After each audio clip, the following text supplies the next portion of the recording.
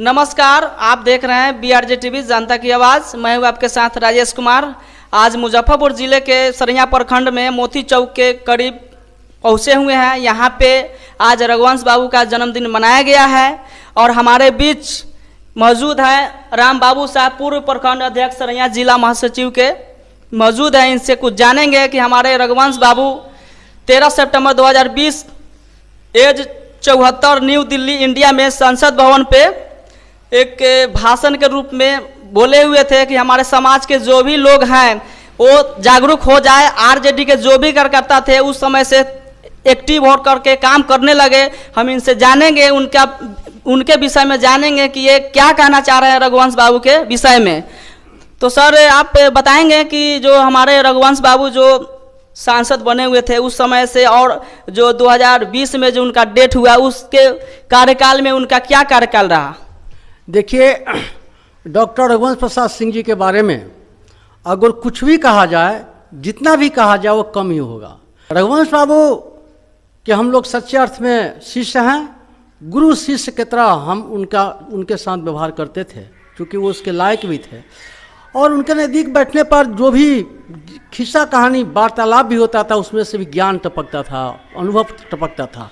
इनका कहना था राजनीति का अर्थ है बुराई से लड़ाई।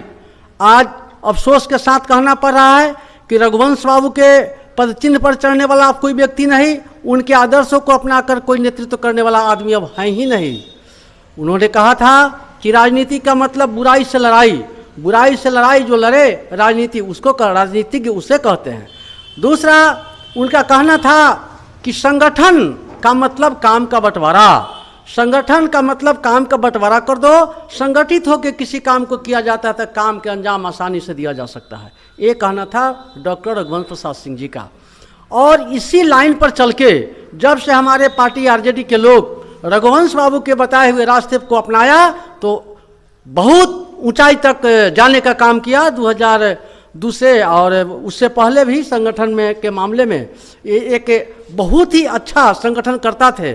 और संगठन किसी कंपनी के रूप में नहीं कि संगठन लोग बनाते हैं तो बहुत खर्चा करके बनाते हैं, ऐसा कुछ नहीं। इनका विचार के इनके बाद से चलने वाला लोग इतना मजबूत हमारा संगठन हो गया कि पार्टी 20 साल तक ले सरकार में रही, सत्ता में रही।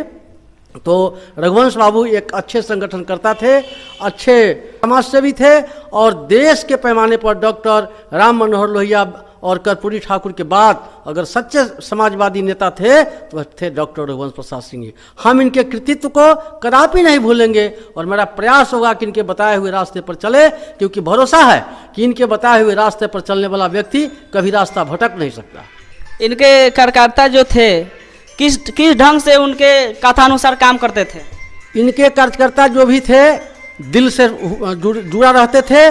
किसी के पैर में अगर चप्पल नहीं है और पैदल चलना है तो कोई कार्यकर्ता यह नहीं समझता था कि मेरे पैरों में चप्पल नहीं है तो मैं रघुवंश बाबू के साथ कैसे नहीं जाऊं। मैं तो इनका जो पदयात्रा था केसरिया से लेकर पटना तक, मैं उसमें भी शामिल था।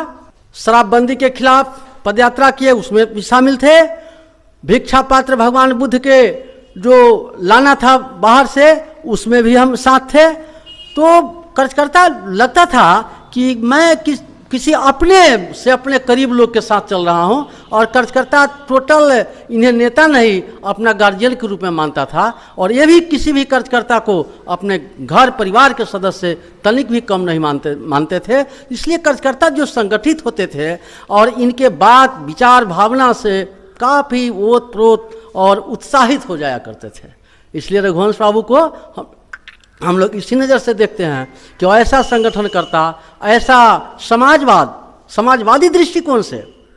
एक बार कोई कंपनी के लोगों ने कहा कि पार्लियामेंट में मेरा सवाल उठा दीजिए, तो इन्होंने स्पष्ट कहा था कि मैं आपका वकील नहीं हूँ, मैं उस व्यक्ति का वकील हूँ जिसके पास वकील को फीस देने का उपाय नहीं है। मैं आपका बात पार्लियामेंट में नहीं उठाऊंगा, मुझे बात ही उठाना होगा तो मैं गरीब का बात उठाता हूँ। तो ये गरीब के ही नेता थे, गरीब का नेता थे, सच्चे समाजवादी नेता थे और जात पात से अलग हट। क्या वो जो उनके पार्टी के लोग थे, चाहे रघुवंश बाबू थे, क्या उनमें कुछ जाति प्रति कोई भेदभाव था क्या? अगर मैं ऐसा बोलूं तो आप भरोसा नहीं करेंगे। एक बार की बात है कि हमारा घर पड़ता है बहिलवाड़ा, बगल के गांव है छित्री, वहाँ बाबू साहब लोग भी काफ़ी वोट दिए थे और सर्किट हाउस मुजफ्फरपुर लोग गए थे किसी काम से।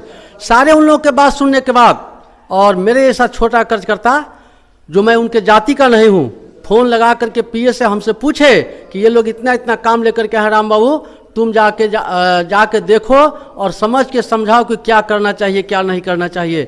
आप समझ सकते हैं कि जात पात का बात रहता तो उनके जाति के लोग बैठल थे, वोट दिए थे, उनके बातों पर विश्वास नहीं किए। मैं उनके बिरादरी से नहीं आता था और कितना हम पर विश्वास किए कि अपने जाति के सर्टिफिकेट को फाइनल करने के लिए, उनके काम को फाइनल करने के लिए मुझे लगाया गया।